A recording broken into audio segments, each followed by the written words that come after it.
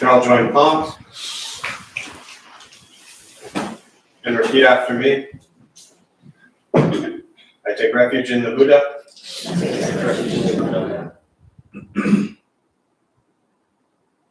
I take refuge in the Dharma. I take refuge in the Dharma. I take refuge in the Sangha. I take refuge in the Sangha. Keeping the palms joined.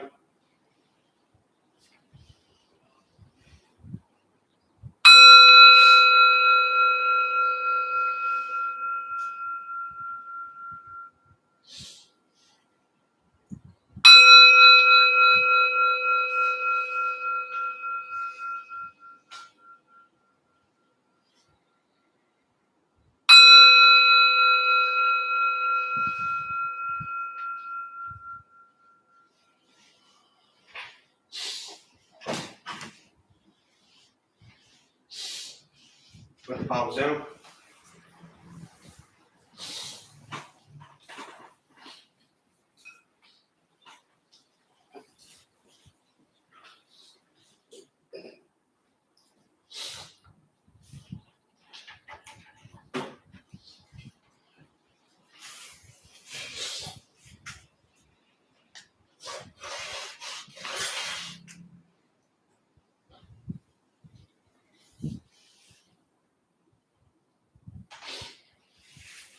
All right, good morning, everybody. Good morning. Nice to see you all here. Thanks for being here. Anyone here for the first time? Anybody? One in the back, always in the back, yeah. Safer that way, you can sneak out, nobody knows. What brings you here? I'm exploring. Exploring what? I don't know. Well, then you should come sit here. Everybody else thinks they know what they're exploring, you know? That's part of the problem. Well, glad you're here. I hope you enjoy your exploration. You know, so much of this practice is, not even so much of this practice, but all of this practice is just experiencing present moment. And that's it. Being with present moment as it arises. That's this practice. Now, what we typically do, whether it's here, whether it's at a restaurant, whether it's on the phone, whether it's driving, whether it's getting a coffee, you sit down and you go to eat, for example, with a friend. You start eating. What's one of the first things you ask somebody you're with, or they ask you about your food? How's your food? Right? You go see a movie. Movie's over. What's the first thing you say? What'd you think? What'd you think? Right? You have a conversation with a friend about some sort of trouble. You're always trying to explore what you think and what you feel about something.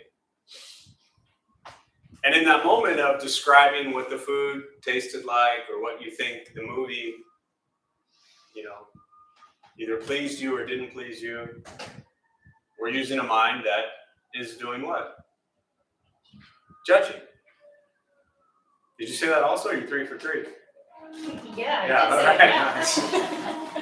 So this is what we tend to do all day long. And whether it's at a place like this, whether it's a restaurant, all those things I just referenced, we're constantly stuck in this mindset of, do we like something or not? Do we agree with something or not? Do we approve of something or not?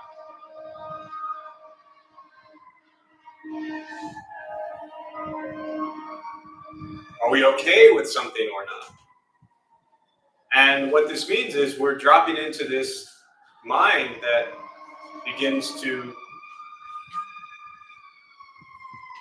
explore all of the conditioned patterns and behaviors we've cultivated our entire life that then cause us to judge.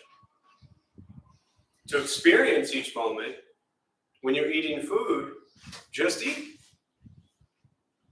When you see a movie, just watch the movie. When you go to a class, you take a class, you do whatever. Just experience it. This is what it means to be present. Now, the practice doesn't mean that you're a bad person if you talk about whether or not you liked your food, right? Too often people who are newer to Buddhism are wrapped up in like doing the proper Buddhist thing, you know? I mean, people have literally asked me like, well, what should I say as a Buddhist after I eat food? It's like, I don't know, say whatever you want. But begin to understand that as you're describing all of these things, you're taking your mind out of what the present moment actually is, which is talking about something that happened in the past. So, and the reason we cultivate this meditation practice is to train the mind, to learn, to begin to just stay present with life as it arises, without judgment, without critiques, without likes and dislikes, but just experiencing. And then as things arise, as the food, goes into you, as you're watching the movie, as you're taking a class, whatever it is, you're no longer in the mind of judging and critiquing. You're just in the mind of seeing what it's doing for you, or to you, or with you. And then what you're actually watching and observing is not the food, or the movie, or the conversation. It's you. That's what this practice is trying to teach us. And when we sit in meditation, which we're about to do here, your thoughts are going to arise. Recognize these thoughts as they arise. And move on by coming back to the breath. This is the training of concentration, which is very different from what most people tend to use meditation for, which is just to sit there and think and to ponder and figure things out and fall asleep, right? Actually begin to try to train your mind to return to present moment. Because if you came all this way and paid all this money to sit here silently for 20 minutes and just think, why even be here? You could have done that at home, right? Nothing personal, I'm always happy to see your smiling faces. But learn to train the mind, not just use silence as a time to think. These are two very different things. So as we start meditation, see how well or unwell you train the mind. If you're going to judge something, judge that. Not the way that's to you is breathing. Which I know none of you would do anyway. So, all right, so we'll start with the meditation practice. To those who are joining virtually, welcome. Glad you're here. Same thing applies to all of you at home. A couple things to tell you before we begin. Nothing's going to happen to you. Right? You're not going to float away. You won't have any mystical, magical experiences. The mind that races all day long won't shut off. Don't judge your practice. It's not about doing this right or wrong. We're just going to sit and breathe. The mind will wander, as I referenced. When it wanders, recognize you're lost in thought. Bring it back to sensation of breath. 2 seconds later, when it wanders again, recognize you're lost in thought. Bring it back to sensation of breath. Try to keep your attention and focus, at the very least, in the room. All right, posture, you want to be comfortable. If you aren't a cushion, often helps slide into the front third, pushing the stomach forward, allows the back to straighten. Shoulders are relaxed. If you're on a bench or chair, however you're seated, just trying to sit up straight. Again, relaxing the shoulders, hands are on the knees or lap. I will guide us as we begin, and we'll settle into a little bit of silence. Most important, do not expect anything. We're just going to sit and breathe.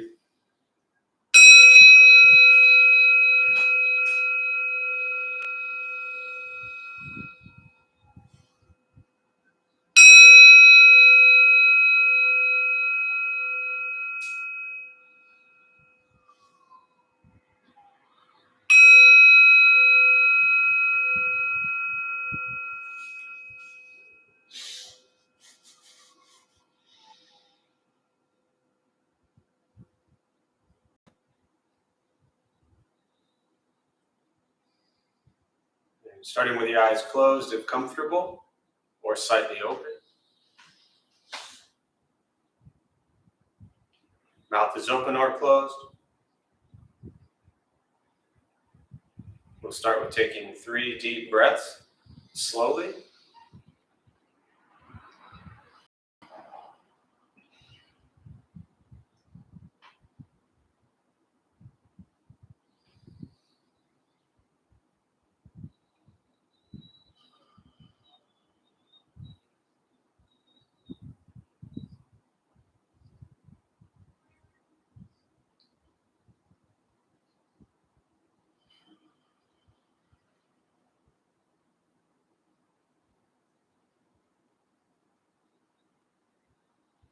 And eventually, settle into a natural rhythm of the breath.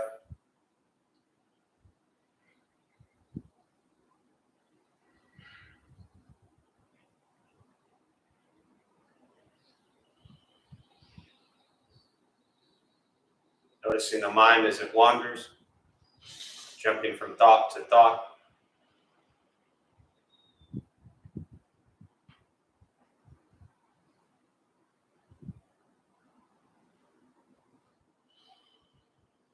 Start with gently guiding the attention, focus to the stomach or chest.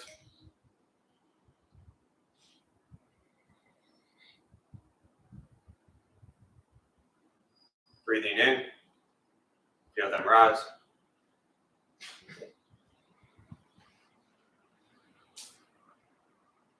Breathing out, they fall.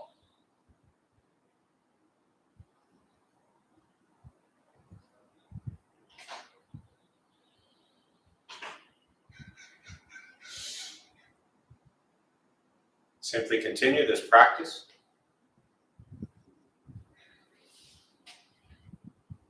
Observing sensation of breath.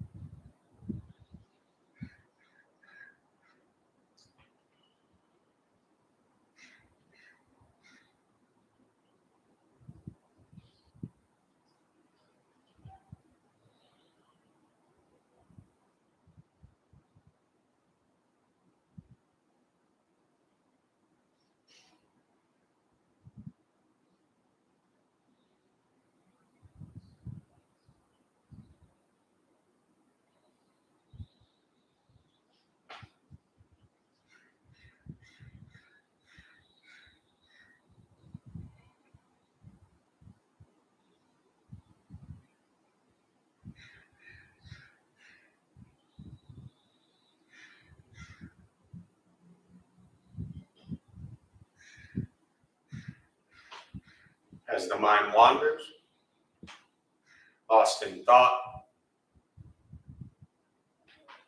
recognize it.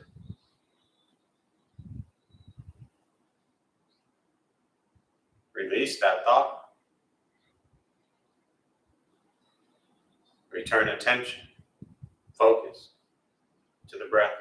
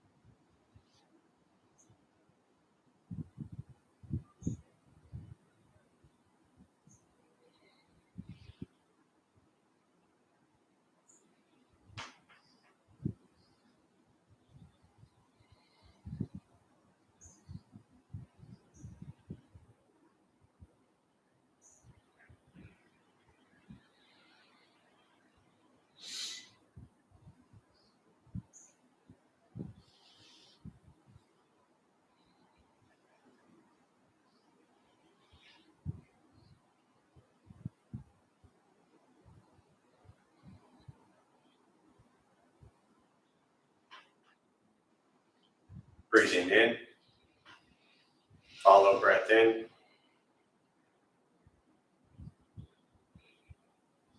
Breathing out, follow breath out.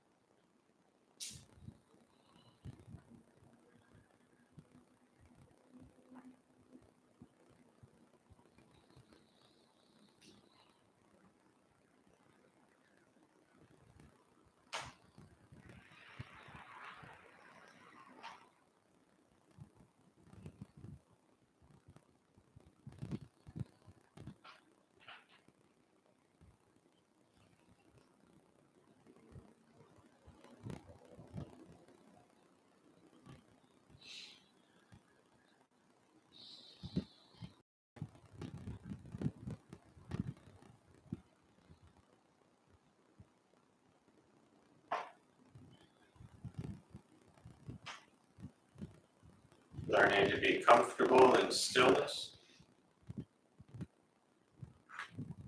in quiet, just sitting, breathing.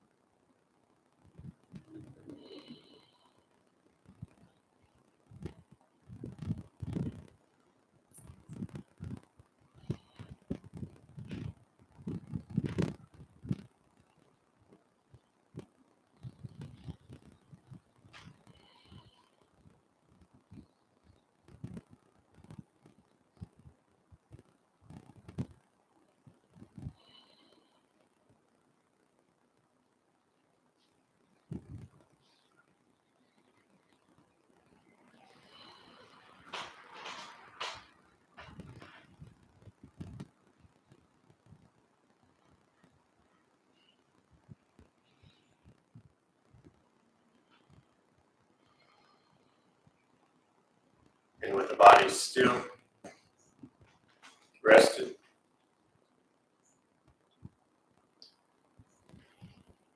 and the speech quiet, aware of all sounds,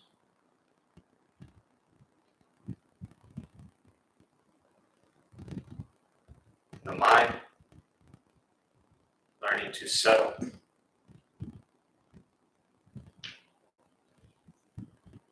Know what it's like to just sit and breathe.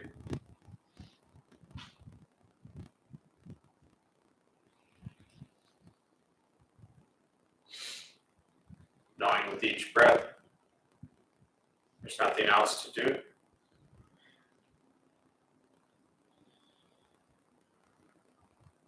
Nowhere else to go.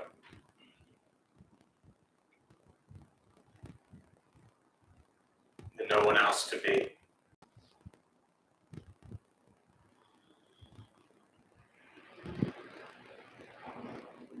Everything beautiful, exactly as it is. Sitting, breathing.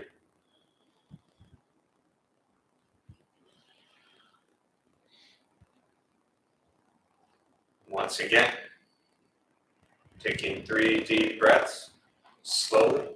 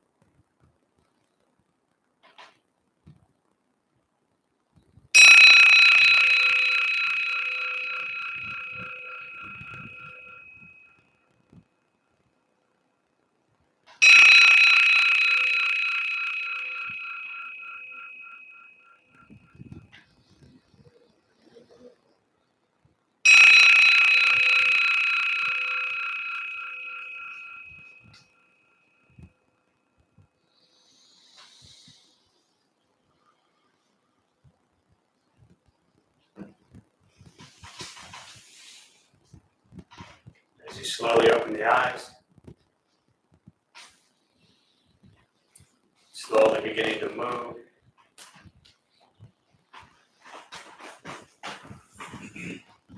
Most important, practice meditation is to recognize how you feel now, immediately after. Compare this to how you typically feel throughout your day.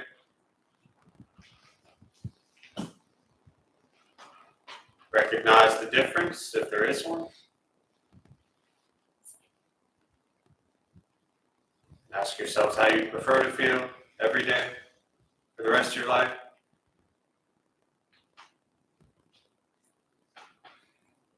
And realize whatever you feel now, if it's quiet, calm, and still, or a busy mind, racing mind, whatever you're sitting with at this moment, it's nothing to do with anything I said. It's nothing to do with how you sit and hold the hands across the legs. It's nothing to do with the sounds around us or anything else for that matter. It's everything to do with your own mind, your own mind's reaction to an external condition. This is what the Buddha called pratitya samuppattana, means dependent origination. This is the basis of the Buddha's awakening. The word Buddha simply means awakened. He was a human being, no different than any one of us, who began to understand why he suffered, why he got angry, sad, depressed, stressed, anxious. He began to understand the causal relationship of all phenomena. And what that means very simply for all of us, regardless of where you come from, what you believe in, where you think you're going, your whole life is filled with things that happen. You react. More stuff happens, more reactions. That's it. This practice is simply learning what it's like to respond to something quietly, peacefully, still. Because for most of us, the way you responded to the last 20 minutes is quite different from how you respond to everything else that's happening throughout your day. So all we're working on is closing the gap to where the way you feel now is closer to how you feel always. Just as driven, motivated, productive, successful, whatever that means to you in your respective lives. But with a mind that's steady, clear, focused, distracted by nothing, disturbed by no one. This practice is not easy. It's not necessarily fun. It's not an escape, as many people think it is. It's direct perception into the present moment and learning to be with the present moment as it arises. And very often that present moment is incredibly difficult, painful, challenging. And believe it or not, the present moment can also be incredibly beautiful and joyful and happy. But regardless of your analysis or interpretation or judgment of the present moment, it doesn't change what's going on. It just changes your reaction to it. And so all we're working on is closing the gap where the way you feel now is closer to how you feel always. We spend so much time trying to change, fix, control, manipulate the people and places and things around us. And this is learning to change your reaction to the world around you. And learning to bring kindness, compassion, understanding into each moment. Meditation is free. Buddhist practice is free. It's just sitting, breathing, learning to be kind to yourself, first and foremost, and then to every other person you encounter, every moment of your life. That's it. And since you're all so wonderful at being nice to people, this practice should be no problem for you at all. So with that, I think I'll just pause. For me, as always, I really just prefer to respond to questions, meditation, Buddhist practice, anything that you're sitting with, and we use the rest of our brief time this morning, and I'll respond to what's on your mind. And to those who are joining virtually, again, welcome. Feel free to say hello. There's a chat box on your screen somewhere, so feel free to put questions there as well, and I'll do my best to respond. So we'll open up to questions, meditation, Buddhist practice, whatever you're sitting with. Last week, towards the end, there was a question about killing, I think about vegetarian food versus. My question is, what is Buddhist teaching about killing a bigger animal versus small insects? That kind of a difference. I don't know in Buddhist, is there any difference between killing a big human being or animal versus small insects? So the question is, to repeat for those who didn't hear it, based on a question that came up at the end of last time. The question this time was, is there any difference in the Buddhist teachings around killing larger animals, or your words, versus insects? And then you added humans, just to even it out a little bit. So let's first look at the understanding of the Buddhist teachings, which very often in English is translated to no killing. But really the teaching in the very first 5 precepts of Buddhist teachings are to refrain from lying. You often hear killing, stealing, sexual misconduct, and intoxicants, anything that alter the state of mind. So for those that are interested, I'm not going to ramble it off now, but in what's called the Vinaya is the Buddhist code of conduct. These are the precepts. They call the Tripitaka the three baskets. You have the sutras, which are the teachings, the shastras, which are the commentaries, and the Vinaya, which is the moral, ethical code of conduct that was put in place. It's important to understand that it wasn't like the Buddha sat down and made up a bunch of rules, right? And we've tried to follow that model here at Temple. It's not like we came together and said, okay, these are the rules that we're going to follow for the next 17 years. We just opened the doors, and then we watched what happened that caused conflict and pain and disruption to a sangha, to a community, and we put guidelines in place for that. Because that's in essence what the Buddha did. And if you read the Vinaya, there's anywhere from 227 to 311 precepts, right? Women and men had different precepts. That's another topic, right? But this is India 2,500 years ago, and there were 227 to 311 precepts. And in the Vinaya, there's actually the teaching as to why, right, the precept was put into place. So, again, often no killing. What it really is no harming. Any sentient being, anyone, anything, any place with consciousness is the teaching. Do not harm anything that has consciousness. The teaching is very simple.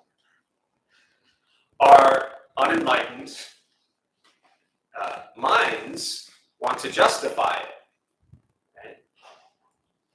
Now, I'm not going to sit here and try to convince you that it's the same to kill a human as it is to kill a spider. Your question is, what did the Buddhists say? The teachings are, do not harm, kill anything with consciousness. Very often we look at these things and think to ourselves, well, what's the benefit or pain that it's going to cause me if I do this? Most of you are probably not worried about spending the rest of your life in prison by killing a spider. Right? So we're more likely to do that. Spider was there first. You ever stomped on an insect? You ever tried to catch one? Ever tried to harm one? They run. They don't want to be stepped on. They don't want to be killed. They didn't come into this existence to be stomped on. Just like we didn't. Now again, I'm not well, I'll just put it this way. Anytime questions come up around non-harming and this subject, I recognize that probably 80% of the people in this room, if not higher, are going to go home and have a cheeseburger for dinner, right? So my push isn't to tell people to be vegan or vegetarian. My push is to help people understand that when we harm, it hurts. Somebody years ago said, this was the college group, and we were after a silent retreat, and we were talking, and somebody said something about fishing being a very meditative thing for them. And another college kid responded with and said, well, that's only because you can't hear the silent screams of the fish. Right? When that hook goes to the fish's mouth, that's painful. When those animals are slaughtered for our consumption, it's painful. So understand that. People can choose, as you all will, to do what you want to do, to eat what you want to eat, consume how you want to consume. Somebody years ago said, well, at least I do an offering to the animal before I eat it. The animal didn't want your offering. They wanted to be alive. But you do what you need to do to make yourself feel better, right? You look at the Buddhist teachings. When they went for alms, begging for food, and you know this, once a day, they went out and they would go begging for food. And they would go door to door, so to speak. They would put their head down. They would put the bowl up. Whatever food went in it, they took. They all gathered back at the end of the day. They all sat down, and they kind of distributed evenly what was in there. If there was meat, if there was fish, whatever was in there, they received the offering and they consumed it. And the Buddha said there are 3 conditions for eating meat or fish or any animal product. If you didn't see it be killed, if you didn't hear it be killed, and if it wasn't killed specifically for you. That way you were not taking on that karmic consciousness, that karmic, the action, the continuation of the killing, the harming. Very different from how we live today, right? We get to roam through bonds and pick and choose what we want off the shelf, or we get to go to a restaurant, pick and choose what we want to eat. And again, people can justify things all they want. I'm not here to convince them otherwise. But harming hurts. And it is a very deep Buddhist practice to cause no harm to anyone. Or anything. Or anything, yeah. Yeah. The Venerable on Tuesday, someone asked a question about hallucinogens. Yeah. And psilocybin. Yeah. And mushroom. A little lost in translation A there. little lost in translation, so I wanted to get your take on that question of alteration of the mind, Yeah. but use of a natural, something that exists in Yeah. nature. You know what's, again, so these are very technical, which is great. Buddhist questions were the same precepts, right? Often translated the first 5, as I said, lying, killing or harming, stealing, sexual misconduct, or refraining from intoxicants. Anything that alters the state of mind. Again, usually modern day translated as drugs or alcohol. And then people come in with, well, what about natural stuff? You know what's in the Vinaya that the monks weren't supposed to eat? Garlic. Huh? It was supposed to be like an aphrodisiac and stimulate things that they should not stimulate, as they were working to control craving and desires, right? So, to me, the focus on, and I love doing that, again, to reference the college kids, you know how fun it is to do a talk with 50 San Diego State students around refraining from, drugs, alcohol, and sexual misconduct, right? I mean, their entire 4-year existence is the 5 precepts. It's what they focus on every day, the opposite of them. So, but what I ask them to explore, and I say the same thing here, isn't so much about the drug or alcohol or what it is, right? All of a sudden, marijuana became legal. So college kids wanted to say, well, it's legal now, so we can do it. Or this is better than this narcotic, or whatever it might be. The question to me around anything that alters the state of mind, natural or not, is why are you doing it?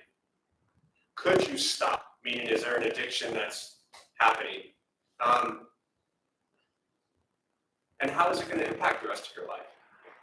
And I think as lay people, as we are, we're not monks and nuns sitting in here for the most part, right? Ask yourself those questions when we explore these things. How is this altering my state of mind? Right? My master said, someone asked him a question years ago about in their culture, and this was in the person who asked this question was from mainland China, and he said in their culture that after closing business, and this was it was a Bodhisattva precept retreat, they said that it was kind of their custom to toast and to take a drink to kind of close the deal. So the person asked about that since they were just taking these precepts. And the master said, if you raise your glass, you take one drink, no harm. You set it down. You pick it up, take 30 more drinks. There's a problem. So why are you doing it? What's the intention? How does it impact you? Right? It's not about, to me, the precept, the practice isn't about the nature of what the hallucinogen, drug, whatever you want to call it, is. Does that make sense? And that's for each person to explore on their own. You are not monks, you are not nuns, you have not taken precepts, right? We're not trying to be these perfect little Buddhists. We're trying to understand that if I, drink beer every day, why? If I smoke marijuana because it helps with my stress and anxiety, why? Why not figure out how to not have so much stress and anxiety? Just an idea. So again, these are not judgments. These are not meant to make all you, pot smoking, burger eating people feel bad. This is just the reality of this practice. Like to say to a 20-year-old is like, yeah, I get high every day because it calms me down. Well, are you going to spend the rest of your life getting high every day? Some people are. Each individual can decide that on their own. Yeah. Follow up on that is like antidepressants or someone who is like clinically hormone level, chemically. Understood. How does that? Exact same thing applies. I'm not going to break down and say that, medication for, depression or ADD, ADHD or schizophrenia. By all means, if you're on meds and your doctor has prescribed you meds and they're benefiting you, stay on the meds. Your life is not about following a set of precepts. Your life is about, I say you, meaning the collective you, about doing what's healthy. And I've worked with survivors of trauma for over 20 years, and medication is incredibly important, or they'll kill people. So, pop whatever you need to not go harm yourself and others, but begin to understand why that's occurring. That it's the same thing. That's my understanding of kind of a layperson's approach to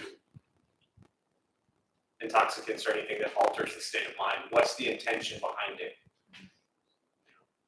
Yeah. This is not a question, but I experienced a big bolt of energy going through my chest and my head.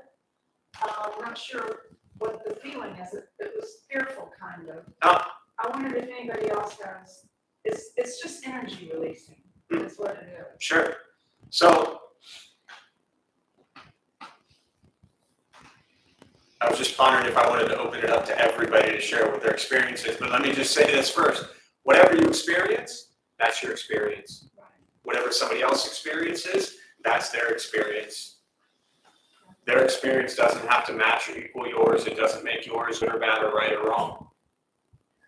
You just experiencing whatever you're experiencing and being aware of that and expressing that and honoring that is beautiful. Yeah. What else?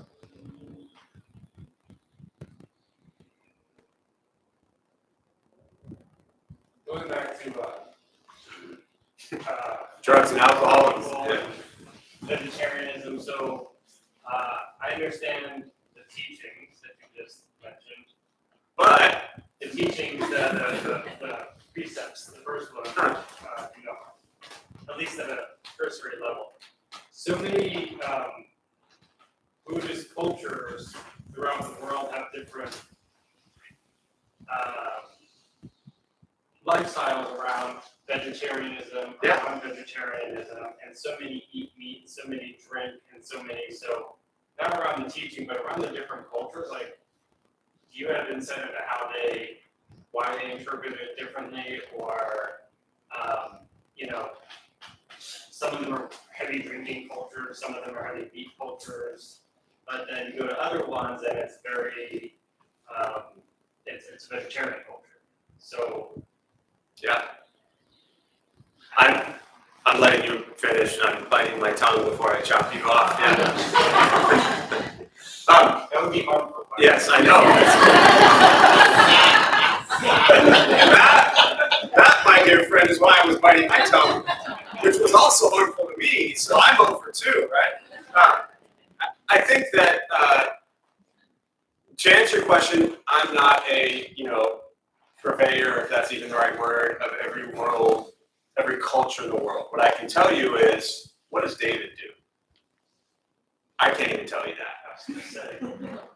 That's the question you should ask yourself. If one is just curious about what other cultures do and why they do it, then you got Google, Wikipedia, and you can ask people all over different cultures. My challenge or question, I'm not suggesting you were going here with this, but my challenge or question to people when they use other cultures and other countries and blah, blah, blah, and other schools of Buddhism, again, I'm not accusing you of doing this, but when they use that as a justification, that's my concern from a Buddhist practice, is to use what other people are doing as a justification. We as individuals are responsible in most cases, for the choices we make when we consume food. So I don't care. It's not my whatever other people do. What am I doing? And am I honest with that? You know, I'm not vegan. I'm vegetarian, right? So I recognize that I'm still consuming, although less and less, but dairy with eggs or cheese. I recognize animals were harmed in that process. I don't see this as me being separate or better. I know, again, you're not saying this, but I'm just rambling. I'm honest with where I'm at. So that to me is the practice as a practitioner, to look at where are we on this, spiritual journey. And I would like to be at a place where I'm no longer touching any animal product whatsoever. It doesn't matter to me what other cultures do. That's up to them. Every individual has to bear their own karma. So I recognize I'm still participating in a system that is harming animals. 100%. And someday I hope I can stop. So it was curiosity, and I have Googled, and some only do it, and not justification-wise, but interestingly, some only on lunar holidays, and some only on lunar holidays, some do this, and Yeah. I don't want to say there was no rhyme or reason, but I just found there was a vast amount of options out there, Yeah. or they did it in a plethora of ways. So Definitely. more curiosity as to maybe it evolved some way, or I don't know. Yeah. Yeah. Sharing something not for the purpose of debate or devil's advocate. I had an experience where children were being severely harmed by cockroaches. Mm. And I am and was not at the time in a position to eradicate poverty or inner city crowding. Based on that, I chose to aggressively eradicate and kill any cockroach that I came into contact with. My son is going through a deep and wonderful bug phase. He thinks cockroaches are the most beautiful things. And he said to me, I think cockroaches are beautiful. And I said, I'm glad you think cockroaches are beautiful. I have seen them cause harm. And that's where I left it. Yeah. He also is smarter than me, so he pointed out that I wear a scarab necklace, and why did I think the scarab was beautiful to put on my neck? And I didn't want a cockroach on my neck. Yeah. No, I appreciate you sharing that. As a story,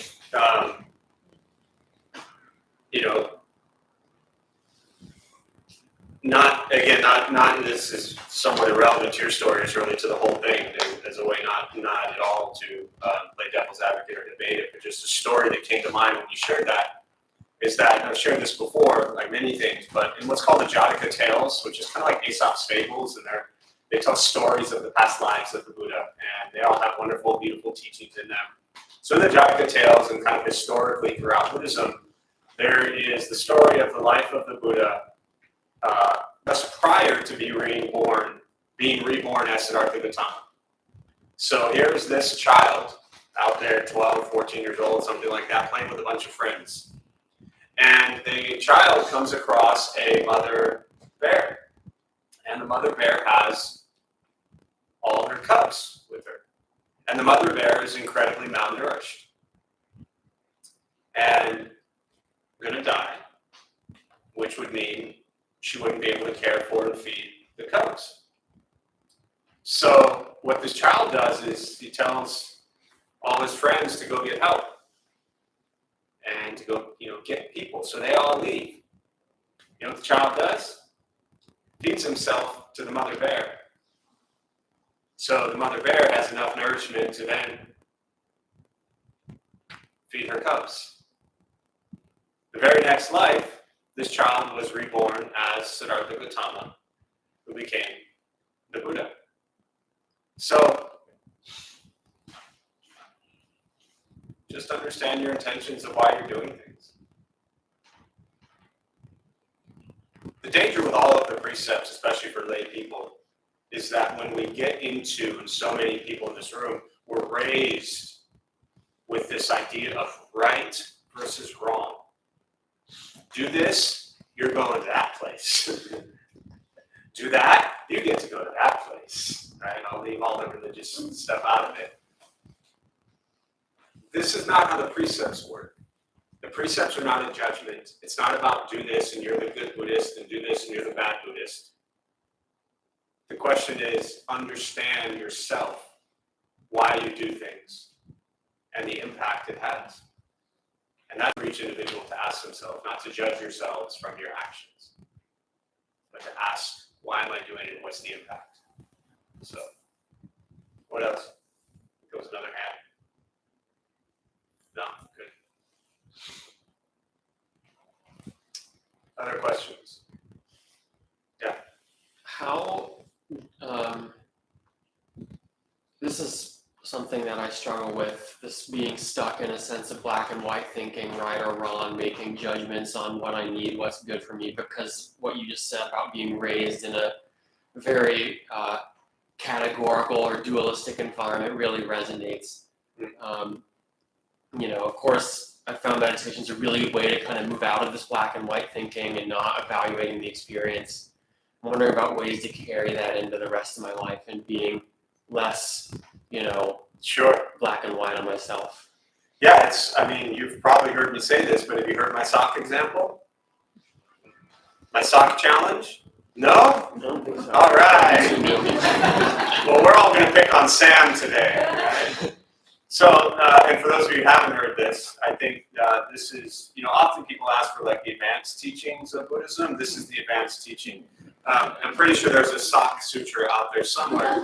But what your question is really looking at, one, I would just recommend reading, rereading, and contemplating for every day the rest of your life the Heart Sutra first, before I get to the sock example. The Heart Sutra is getting at non-duality, which is your question. And that because we live in a world of duality, we have craving, desire, self versus other, and we suffer. So if we can live with a non-dual mind, then there's no judgment. There's just experience of each moment. There's discernment, which says I should not run across the street in, freeway traffic. So discernment is important. Judgment is different. Dualistic thinking is different. The sock example. You wear socks. In your sock drawer, are your socks, are they all like rolled up? Are they matched? Or are they just thrown aimlessly in there? They're matched. They're matched. Of course they are, right? So they're matched. Are they rolled up together? Yeah. Okay, so here's what you're going to do. I'm not trying to get too personal, right? Here's what you're going to do. When you get home today, you're going to go to your sock drawer, and everybody else can play along if you haven't heard this one, and unravel all your socks and throw them all about. Tomorrow, did I just hear someone say, oh no? Did I hear that? Really? Yeah. So then you're going to open up your sock drawer tomorrow, and you're going to close your eyes, and you're going to grab two socks. If you happen to grab two that match, you're going to throw one back and grab till you get two that don't match. You're going to put them on your feet, and you're going to go through your day. And you're going to wear either pants that don't cover your socks or shorts or whatever. And you're going to go all day long with two socks on that don't match. And you're going to see what that's like. I understand the nature of your question. You're not asking about socks or food. You're asking about heavy things in your life. You started this question by the way you were raised. This stuff is heavy. Your entire life, you have been told what is right and wrong. And you have judged yourself and been judged by others for all of this.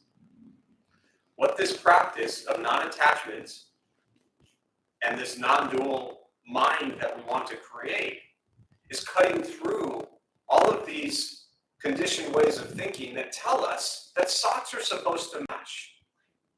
That is the absolute dumbest thing in the world. I mean, we could go into the whole story of the hundreds of millions of people that don't have shoes, don't have socks. I'm not even talking about it from that level. I'm talking about the billions of dollars of advertising that are spent telling you what socks you should wear, what time of year you should wear them, how they should match your belt and tie and shirt. And I know this only because I lived it for a majority of my life, and it was torture. Without even knowing it, you're stuck in the matrix. The brown shoes must match the brown belt, which go with the brown socks, and blah, blah, blah. And then when the seasons change, here's a whole new magazine of a whole other store you can go buy all your new stuff at. And oh, by the way, when the next season comes around and you could go back to wearing the same stuff you were wearing before, you can't do that anymore because there's a whole new fall line coming out to go buy. You know who wins? Not you. You know who's stuck thinking that all that stuff matters? You. You want to get over this attachment to like real things that matter? See if you can even go a day without wearing socks that match. And if you said, oh no to this practice, then you definitely get to try it. And please report back on how it goes. Today is Saturday. You'll probably be here Tuesday unless you like avoid me, right? So either Tuesday or Saturday, can you give us a full book report on how it went? All right. Did anybody else want to try this that hasn't heard this? Come on. Why are you all here if you don't even want to try this? So, all right. You have your homework. Yeah. Anything else before we close? Although I think that's the perfect one to close on. All right, so we'll join palms. And the benefit of this practice is shared with all beings in all directions. May all beings be at peace. May all be free from suffering. May any merit gained from this practice be transferred to Robin's friend Peter during his time of rebirth and to his family and friends who suffer at this time. May they all be at peace and free from suffering. May we all be at peace and free from suffering.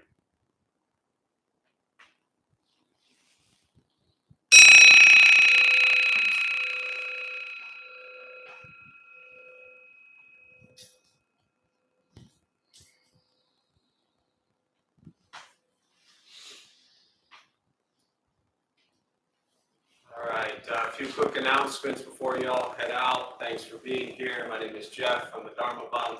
We opened up this temple 17 years ago to introduce Buddhist practice to those who show up. Those of us who lead, we're not monks, we're not nuns, we're not gurus, we're not masters, we're not teachers, we're not looking for students. We're just practitioners. We do our best to take our understanding of Buddhist practice and put it into terms that hopefully make sense to those of you who show up. So every night we have different practices going on, led by different people from different Buddhist traditions. Every Thursday, 5 o'clock, we do a food redistribution program. We prepare gourmet peanut butter and jelly, and we feed people who sleep on the streets every night. So anytime you think your life really sucks, go feed people who sleep on a sidewalk, and it tends to put things into perspective. Also on Tuesdays, twice a month, via PATH, it's people assisting the homeless. We're going down Tuesdays at 5 o'clock, the second and fourth Tuesday of the month. That's all on the website. If anyone wants to help out there, that's always there as an option as well. Our family sangha, which we've had for, 10 years or so, started again this morning. So for parents or kids, and if you're a parent, you don't have kids, you're still welcome to come. But that's the third Saturday of every month from 9 a.m. to 10:30. So always something going on. Other than that, if you want to stick around, we can always use help outside in the garden, cleaning, sweeping. Inside the temple, there's a list by the door. We have more and more people benefiting and using the temple. That means we need more and more people taking care of the temple. So appreciate you all being here. Be well.